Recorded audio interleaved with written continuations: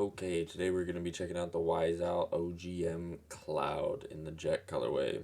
I ended up buying this copy used off of Discord, actually.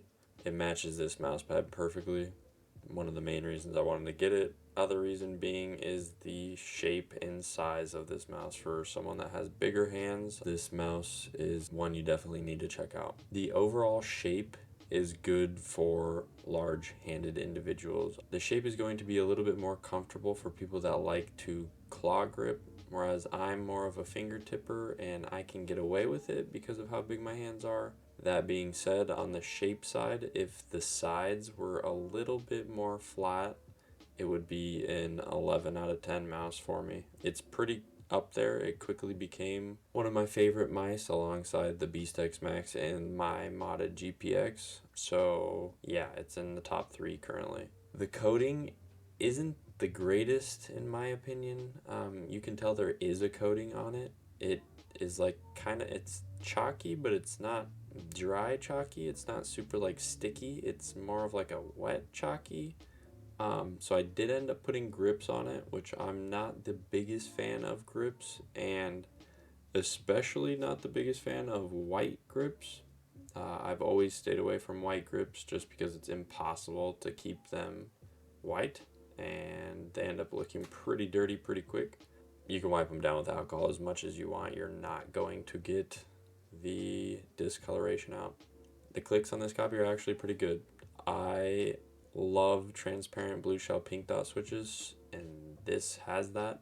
I will say there was a little bit of pre-travel, no post-travel at all, but in-game the pre-travel was a little weird. I ended up taking the mouse apart and using a little bit of aluminum tape to shim the clicks, removing the pre-travel completely. So now the clicks are insanely crisp. So are the side buttons. Side buttons are insanely crisp as well. No post travel issues on the side buttons. The mouse wheel click is actually pretty good as well as the encoder being in between, I'd say light and heavy with decently tactile steps as you scroll.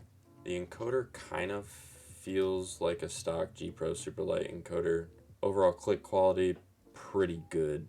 The pre-travel was the only issue that I had, which was easily fixed with the aluminum tape. The overall quality is pretty strong. You can pretty much squeeze it as hard as you want. I would not recommend doing that. I don't need to do that, nor do I ever really do that in game. So there's no point in doing that test in my opinion, but knock yourself out if you want to.